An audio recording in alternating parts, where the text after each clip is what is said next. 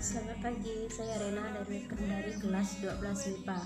Nah, di sini saya akan menjelaskan tentang wirausaha kerajinan untuk pasar lokal. Perancangan usaha kerajinan untuk pasar lokal dan pasar terjadi karena adanya permintaan dari pembeli dan penawaran dari penjual. Pendekatan permintaan adalah dengan mencari tahu kebutuhan dari pasar sasaran, sedangkan pendekatan penawaran mengandalkan pada kemampuan wirausahawan membuat produk inovatif. Kebutuhan pasar lokal dapat diketahui dengan melakukan pengamatan terhadap pasar sasaran. Ide pengembangan produk kerajinan untuk pasar lokal juga dapat diperoleh dengan mengenali kebiasaan di daerah setempat, misalnya kebiasaan melepas alas kaki saat masuk ke dalam rumah. Sumber daya usaha yang dibutuhkan untuk wirausaha kerajinan adalah bahan baku atau material, teknik dan alat, serta keterampilan.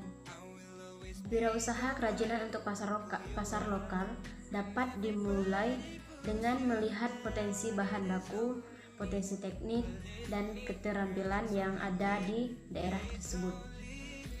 Bahan baku dapat berupa alam atau bahan buatan yang banyak tersedia di lingkungan sekitar.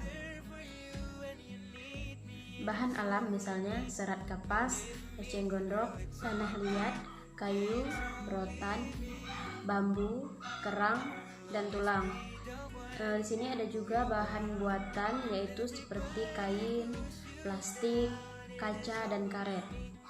Berbagai tanah liat, kayu, rotan, bambu, kerang, dan tulang. Di sini ada juga bahan buatan yaitu seperti kain, plastik, kaca, dan karet. Berbagai teknik yang digunakan untuk pembuatan kerajinan diantaranya yaitu teknik ukir, teknik sambung, teknik anyam, dan teknik jahit. Di sini juga ada perancangan produksi yang didasari beberapa faktor pertimbangan yaitu fungsi produk, penggunaan produk, terus material, teknik pembuatan, nilai estetis, dan harga jual. Kita masuk ke bagian B yaitu perancangan dan produksi kerajinan untuk pasar lokal. Proses perancangan produksi diawali dengan mencari ide dengan curah pendapat, rasionalisasi, prototyping atau membuat studi mode, penentuan desain akhir. Produksi kerajinan untuk pasar lokal yaitu ada tahap. Yang pertama pembahanan, pembentukan, perakitan, dan finishing. Pembahanan adalah mempersiapkan bahan baku agar siap diproduksi. Pembentukan adalah bahan baku yang bergantung pada jenis material, bentuk dasar material, dan bentuk produk yang akan dibuat.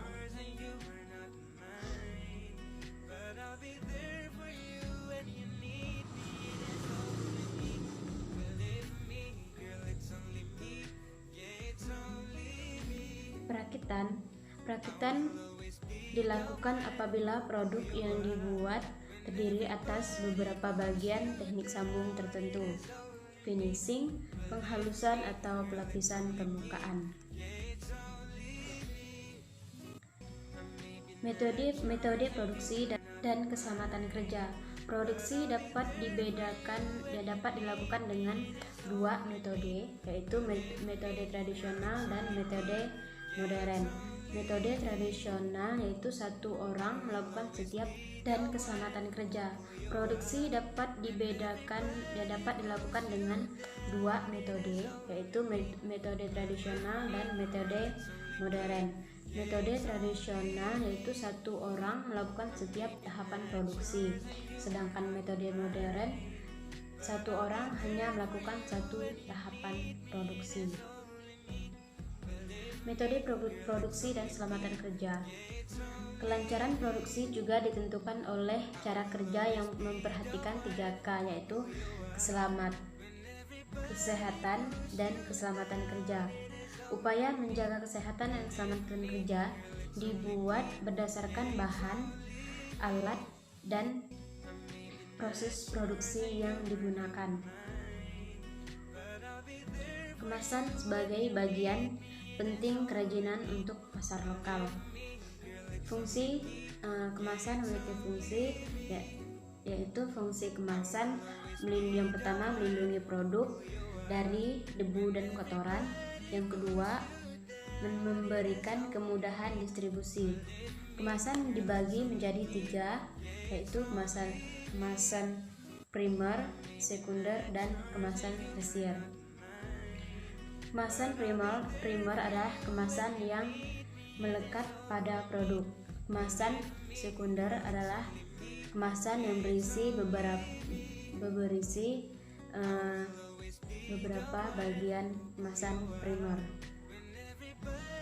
Sedangkan kemasan tersier yaitu kemasan untuk distribusi. Fungsi kemasan primer berfungsi untuk melindungi produk dari benturan dan kotoran.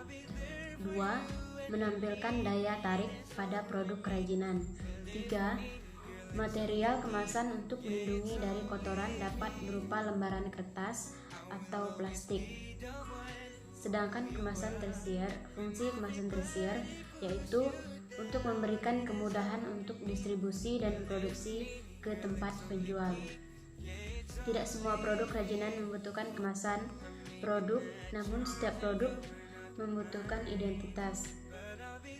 Identitas dapat berupa stiker atau selubung karton yang berisi nama dan keterangan serta menggambarkan karakter yang sesuai dengan target sasaran.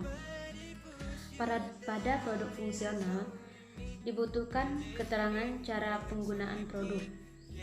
Keterangan cara penggunaan ini dapat dituliskan atau digambarkan pada label. Bagian C, penghitungan harga jual produksi kerajinan untuk pasar lokal.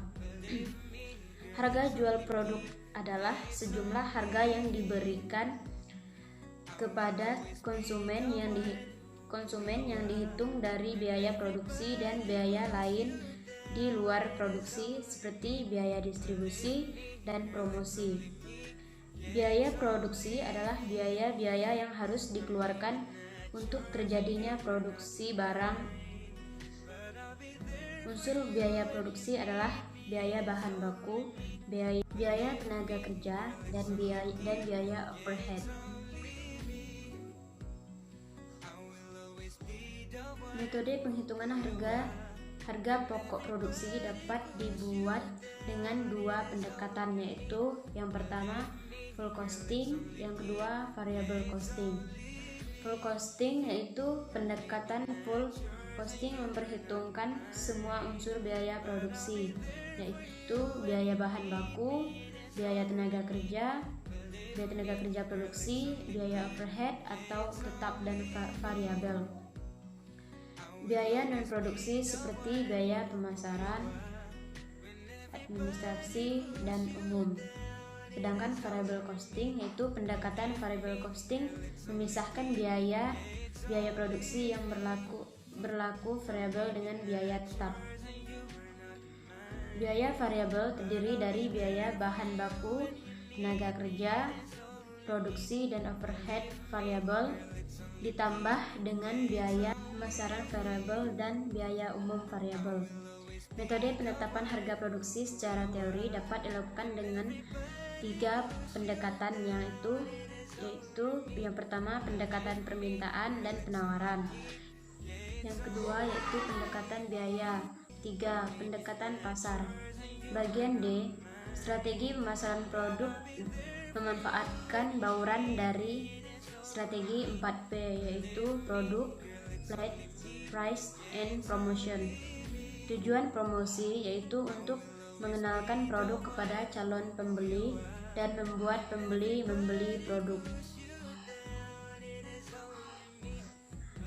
4 bentuk respon calon pembeli. Yang pertama, perhatian atau attention, ketertarikan interest, keinginan desire, tindakan action. Media promosi dapat dikelompokkan menjadi 2, yaitu yang pertama above the line, promosi melalui iklan seperti iklan di media cetak, iklan radio, poster. Yang kedua, below the line, promosi melalui kegiatan promosinya, contohnya mengadakan peragaan busana, menyelenggarakan lomba kreativitas untuk mempromosikan produk alit gambar. Bagian E, penjualan sistem konsinyasi produk kerajinan untuk pasar. Penjualan dengan sistem konsinyasi, penjualan dengan penjualan menitipkan produk kepada pihak lain untuk dijual dengan harga dan persyaratan sesuai dengan perjanjian antara pemilik produk dan penjual. Perjanjian konsinyasi berisi hak dan kewajiban kedua belah pihak. Informasi yang harus ada dalam perjanjian konsinyasi adalah nama pihak pemilik barang atau konsinyor, nama pihak yang dititipi barang, nama dan keterangan teknis barang yang dititipkan, ketentuan penjualan dan ketentuan komisi atau ketentuan yang akan diperoleh toko. Sekian penjelasan dari saya, semoga bisa dipahami. Terima kasih dan selamat pagi.